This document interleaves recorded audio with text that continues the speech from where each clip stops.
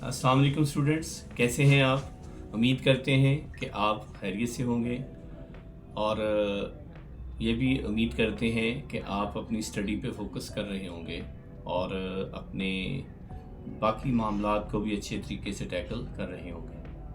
तो आज जो हम टॉपिक पे बात करेंगे वो 10th क्लास के मैथ के रेलेवेंट है, जो कि इसकी बहुत ज़्यादा इम्पॉर्टेंट डेफिनेशंस हैं। इस पे हम आज वीडियो बनाने जा रहे हैं।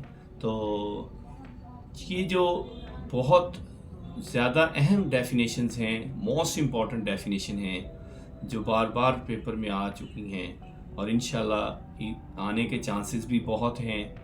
तो उन डेफिनेशंस को जो है हम आपके साथ शेयर करेंगे और आपको एक दफ़ा ये भी कहेंगे कि हमारे चैनल को, स्टडी कॉर्नर को सब्सक्राइब कर दें, लाइक कर दें और शेयर कर दें।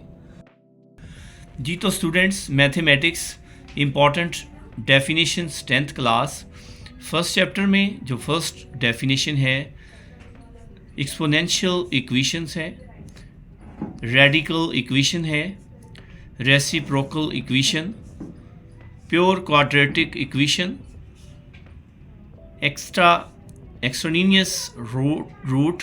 ये जो डेफिनेशन है इनको अच्छे तरीके से तैयार कीजिएगा। ये फर्स्ट चैप्टर की डेफिनेशन है।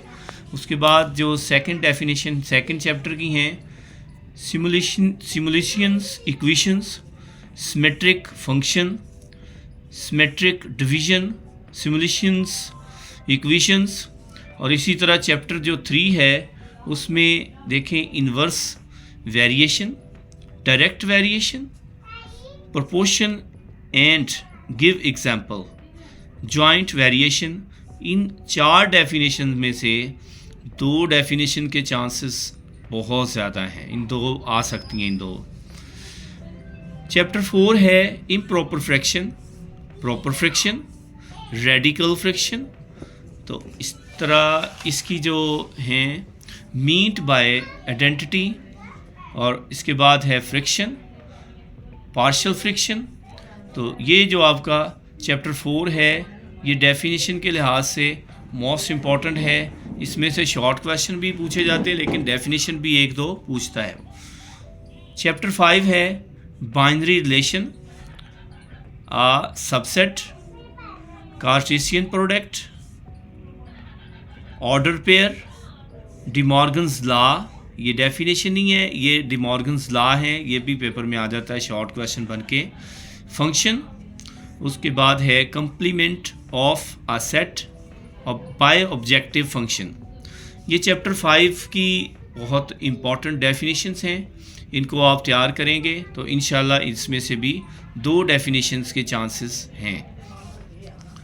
Chapter 6 class marks, geometric mean, standard deviation, cumulative frequency, mod, arithmetic mean, harmonic mean, histogram, median, frequency distribution,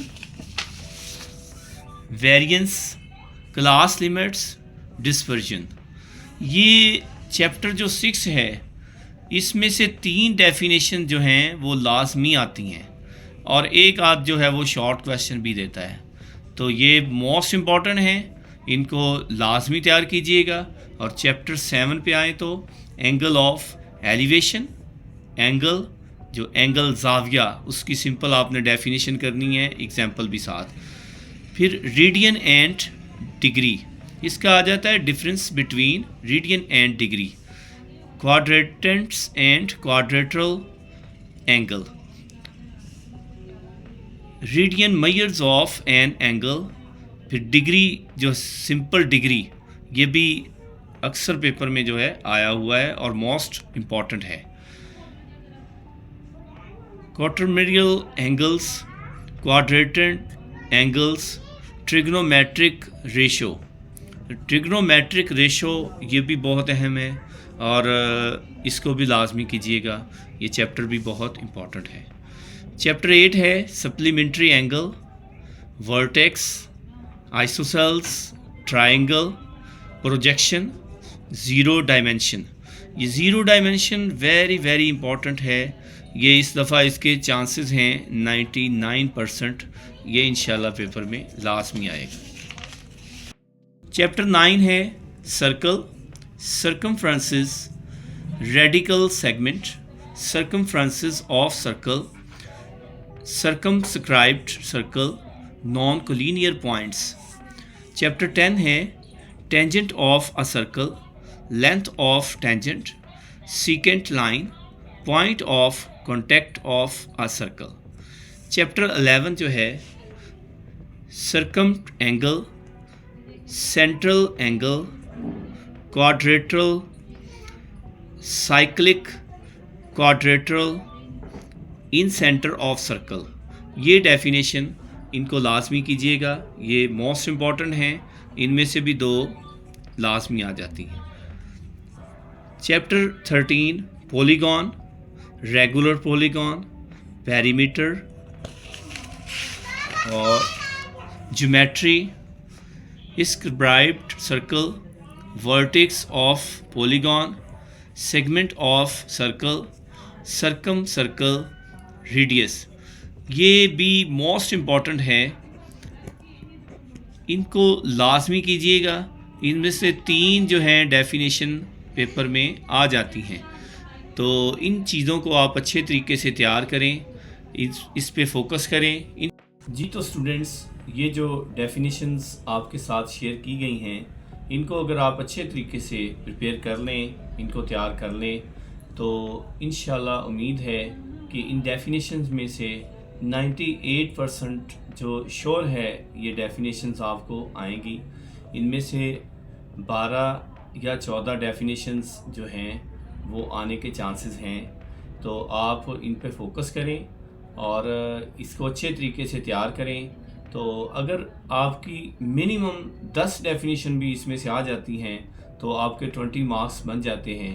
तो 25 मार्क्स वाला तो वैसे पास है, तो अगर आप डेफिनेशंस और MCQs कर लेते हैं तो आपके जो है वो 35 मार्क्स बन सकते हैं।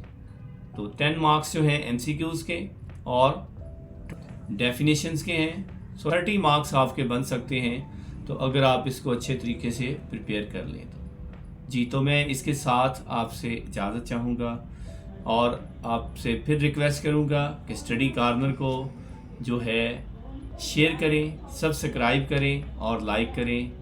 अल्लाह निगहबान, अपना बहुत सारा ख्याल रखिएगा और दुआओं में याद रखिएगा।